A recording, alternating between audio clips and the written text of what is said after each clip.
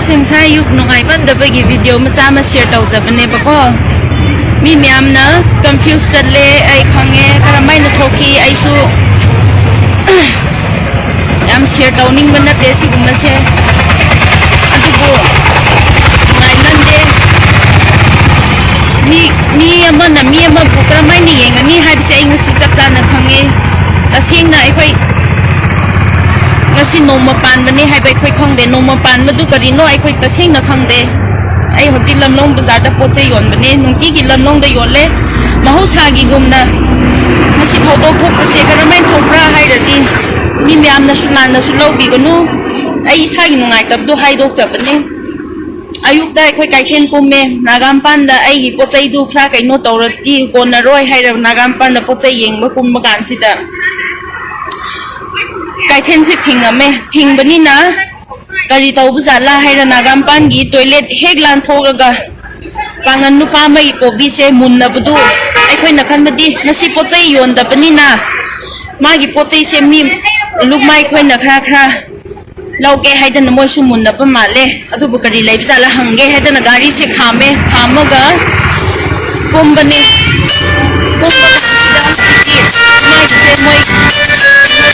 na boy rame magi pochai su mun laga kaino taw boy rame du su akhoi ti kari su khang de moina mera pai bi amani sina akhoi ka khamo de gari du hai kre mina pochai yon nganu hairaga noma panba numit sita haira moi se khamo haiba dai khoi chen nangai su tawde khambi khoi gyan tadri moina khamo haiba kan da soi khoi gyan ta jadri anduda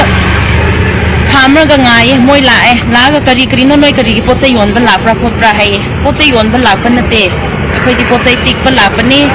hai pa kan thajabi de thajada na nupi amasina muga aingon da gari de jinga ga taw ba hore noi usit tabane noma pan bane habisune khangdabra khangna taw bu la bu kari gira hairaga ngang ba hore ba noi gin naga christian dadi nongmai jing ekhoi lep natra noma pan bu numit noi kari gi lepte hairaga ngang ba myam ngange ai khumde adai khoi ta sengna khangdabani haira ekhoi khumba bu dia du khakta ne khoi na khumba se khangdabe gi lapane na yam request tawe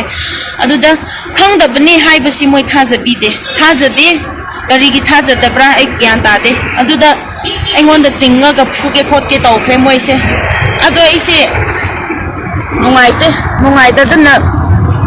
haino tawra nupi amasina budi khuti thaga nu haieba aduda moi gi da nupi am noi ba me yawe ma se yade se dudi yaroi ne hairaga kan ngang ba hore duda nupi sina nupi amadu na muka chalo hai bu kan sta pochai subra hai nai se yeng bane gari chalo hai bini na adudi chatke ni yeng ba kan dai gi yamde thoiding se aina khara khai do ga purak sa bane ba nongmada loina sitpa ngamdabani na ai ngamjaba ngamga dobdo ai khaidogra pubu moina laurame asirom da ngang ba sara moina pochai se chinga ga mera pai bi khoina chinge so maning da nupa masina activa da lepaga phamraga gari da habraga ma se punangai tawena adudi chalo haira degi pochai du suna piro hai pakanda nang asi loina lo thora khopra moi se ngang re ngonda ngangaga pochai se pirakte adu pochai lau thibagi ai nungai taba kari su khande lauge lau jasnu adu buni moina pochai du pamadi phajana ni sunu ngaranga sida su donation myam la e pochai pio kholo haidana adu bu sengna ni ra de khoi su pi adu bu mi ge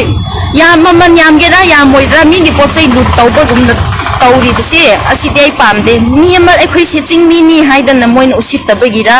natraga na kari mong ra ai khangde lan yam pam jabanate lan matam ni khoi su yam wai no khoi su yam wai ama su yam wa na bani adu ma gi hingna ba tawbuni nai khoi su mingon de mathang laura ga kaithen se karak bani adu da asumai na pochai mundi ba khot ba tawba gyan ta han ba yai ai oiradi mi ama oiradi mathang da de sumai na la kan ko noma pan banu ni che kaithen hang da bani ko haira de khona su gyan ta jaraga mathang da tawdab su yai adubu adugi matam su pi de direct dari degi moi dai ngon da attack tawra pa de di pam nungai te du mak ti ko pochai tu kya gi mangye su mang su no adu me yam na lan na khang gi gnu comment pining bane na pangpi pi gnu comment pangpi pi ri ba mi khoi se aina su ngang reply pining de asida direct live ta thagat pane live ta chat pa se ai kiri banate ai iran leite haip se ai phongdo sapane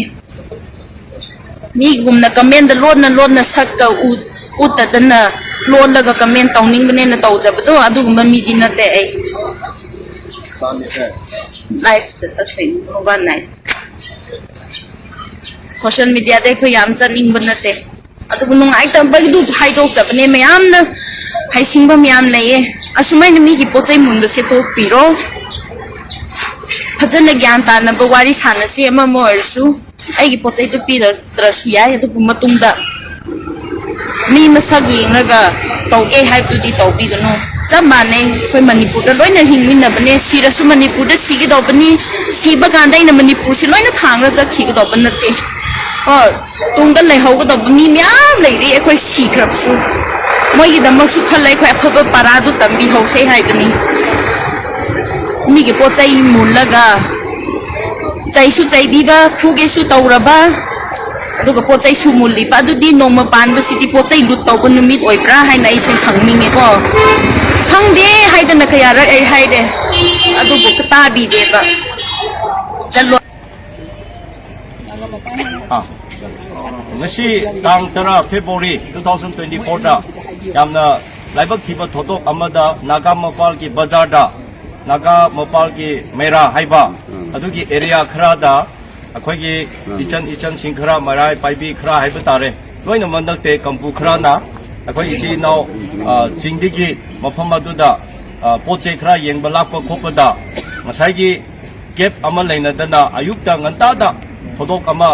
पामदबा थोदो अमा थोकी मदुदी pot अदु मुनले खोले हाइदना नसाई अखोइगी victim की कंपुनसु अखोइगी Facebook दा WhatsApp दा थाकतना viral अमा चतखिबदगी मसी मयाम चंगसनदना अखोइदा पाव फंगबदगी इचिना अखोइ तरागी चेसु Imphal Naga forum असिगी पाव यौरप कांदा अखोइने question Chandana report अमा तौदना अखोइगी सिटी की पुलिस अथुगी ओसीना मागी टीम अमना मधु खिगलुरे हैरगा अखोइगी एक्यूज पर्सन नसाइगी पोट खरा चिंथबा वाहै वाता मीना पामदबा खरा nganglुब पुनमक अदुगी कना कना नो हाइबदो अखोइगी ओसी सापना लीड तौरे हैरगा मधु फागत पीरे हैरगा अखोइगी पुलिस स्टेशन द पुरक्तना अदुगा ngasai अखोइ विक्टिम तारिबा मी सिंगदसु अखोइ तरागी चेसु की टीम गा इम्फाल नागा फोरम की टीम ना चलगा खिकलगा लोमलोंग बाजार दा मधुगी इंसाना पी योलमदना मखोइदा वारी वाताई पुनम सारब कांदा हुजी लेपाक फुंबुंग सारीबा इरांग इशू मयाम लेरिबसिगी इंटरेस्ट खले हैरगा ग्रुप अनिमक से पुररगा करमाइना थोकनो करमाइना थोखिबनो हाइबदो ओसी साहब की ममांगदा अखोइ मयाम से वारी से सारकांदा अखोइगी ngasai थोखिबा अयुक्ता इमा इबेल खराना मधुई कंपु खरा अमना सोइखिबा खंगदा तौखिबदो अखोइ सोइग्रे अखोइ लानग्रे मसे कोकपियो हाइदुना मयाम की ममांगदा मोइना थमजबा कांदा हाइबा मतुंगदा अखोइगी विक्टिम हाइबा तारे इची नाउ सिदा फमिनरिबा अखोइ सोने अदुगा सिगी इचन सिनी मांगोंदा थोकपनी मा मसामकनसु हरे नोइना लाले हाइरबनिना अखोइ इशोरगी मिंगदा कोकपिख्रे हाइना अखोइ यानबा मा पुरकपदा पुरकिबगी मतुंगिना हुजिक मीडिया की ममांगदा अखोइ तेरागी चेसु चेयरमैन सु यावबिरी पुलिस ऑफिसर यावबिरी मैराय पाइबीगी कैथेल की तोंगान लीडर यावबिरी अदुगा आई इसामक अदुगा अखोइगी इम्फाल नागा फोरम की को कन्वीनर मसामक ओजा थोन यावना अखोइ मफम असिदा फजना ज्ञान तामिनरकांदा थोकिबो इशू अदो मसे कम्युनिटी की नते इंडिविजुअल की अमगी नि हाइदुना अखोइना थमलगा लौरकांदा मधु थोइनखिबनि हाइना ngasi मयामगी ममांगदा थोकिबा एक्यूज पर्सन सिंगदो पुलिस न फागलकांदा मोइना अखोइ सोइग्रे लांग्रे न हुजिक पुनि होंगनरकांदा यानरकांदा अखोइ चेमा इनरे इनबक लोइना ngasai मोइना पोट खरा लौखिबदसु हुजि हनबिरे अदुमाइना थमजरकांदा मसीगी प्रॉब्लम असे हुजिकी पुलिस की ममांगदा अखोइ मयांगी ममांगदा अखोइ मधु यानबा अमा पुरमिना खरे हबसे मयामदा अखोइ खंगहनजरी अदुना मसीगी मतंगदा अमुक हेना चौथोकनिंगाय सेरान तोराना नत्रगा निस कम्युनिकेशन केप लेरगा सेरान तोरान बा ओइदबा पादबा करी nganglगा खोलगा तौबिरनु मदो अखोइ हुजि याना खरबा पुरा खरबनेना हुजि मणिपुर द थोकलिबा इशू लेबागी इंटरेस्ट येंगलगा मयामना पीसफुल कोएसिस्टेंट अमगा इंगना चिंगना नुसी चानना लेमिनिंगाय खो होनमिनसी मसिगा लोइनना अखोइ तंपाक त लेरिबसे जाति लोइना सुना लेबनी अदुना तंपाक त लेबा youth ขังเดอิมายเบลขังเดไกเทลเดพัมบีขังเดมีมายามเสียคอยยามนะเช็คสิงนะคราเกียร์เล่านะอามากับอามาคอย respect ตอนนั้นนะคอยหิงมินะบกิมาตามาโดโวยเร่ให้ไปเสียขังอันจันนิงิมาสิกลคุตงชาบลองนั้นงานนะฮันคุมาลัมปากีเอเรียดาอิจินเอาตังคุกีนากากีการีคราจำดันเลยบุกันดามาสักครั้งเดบมีไว้ครานะน้องไม่ได้ลาระกะกันพอยต์ตัวระกะการีพากีบุกีเคสเจ้านั่นเลยงั้นสิขับรถยาวเว้สิกุมสิสูไอ้คอยตัวบิกนูโอ้ยมณีปูร์ท้องลีบ้าสิกุมมาตุมันเอาแต่ตัวบิกนูสิกุมสินะมาราโวยเรกะมณีปูร์เฮน่อิรังเสปะทุกปะจอทุกปะจีมันมีอะไรตาเลยเร่มาดูไอ้คอยมณีปูร์เสအခွင့်လင်္ကာကမလေးရီပနီအခွင့်ကြီး rules of law လေးရီပနီ law and order ဟိုက်ပလေးရီပနီကနာကုမ်ဘနာဂရီကုမ်ဘမိယမဆွိုဘချင်းကြီးမိခန့်တဲ့တမ်ကြီးမိခန့်တဲ့ဖာရဟဲရဆူအခွင့်ကြီးအရင်ကြီးမတုငိနာ government da အခွင့်ကြီး police တစီနာဘီရို law တို့မကြီးခုတပိုင်ရကန်တာမနာတောင်းနင်းမမောင်းတဲ့တော်ဘီကနုအဒုက gun point တော်ရကဂါရီပုခရဲခေါခရဲဘစီချိုအချင်းနောက်တမ်ပတ်လေဘစီဆော police မယမ်ယောရကခွိခိကလကအရှိကုမဆိုဟန်ဒီငိုင်တောင်းစီနတ်တဘတာရတဲ့ အရှိကုမမချာ issue နမရောဝရကမနီပူတာအီရန်ဆက်တုံချောထောရကလေရကဟန်သဘဖာသဘနတ်တနာဟဲနချောထောပကြီးမမီမတာဘလေရဲအဘစေအိုင်နငစီမီဒီယာကမမန်ဒငစီသမ်ဂျရီရိုရှင်ဘတာဟိုဂျစ်စီမမန်ဒဖမ်ဘီရီဘစီနီအခွိဆုံးတာ accused person စင်ဖမ်ဘီရီမွေမယမ်စေ police နကောခခရဲအဒုက victim နာစေတလိုက်ကြရဲအစီအနီစေဟိုဂျစ်ကပုံဖမ်ဒိုင်ခွိယာနဘမပူရခရဲဟဲဘစေmedia ki mamang da thamiri aduna manipur da leriba jingmi tangmi ichinau mayam na su hojik yana khiba sport se da loina man na sokat pire support to pire harega inthaba phathaba wakhalom da loina thambiu masida seran torana amuka pau santok pirunu haibase aina mayam da thamjabani thank you